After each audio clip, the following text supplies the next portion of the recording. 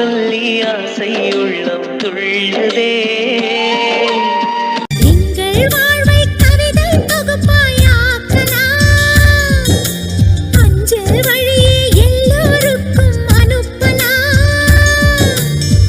வானத்து மேகமாய் நாம் சேர்ந்து போகலாம், பூங்கொத்தை போலவே முகம் வைத்து வாழலாம். நம் சிரிப்பை படம் பிடித்து வாழ்த்து மடல் வழங்கிடலாம். நூற்றாண்டை தாண்டியும் நம் பெயர் நாளை நிலைத்திடலாம்.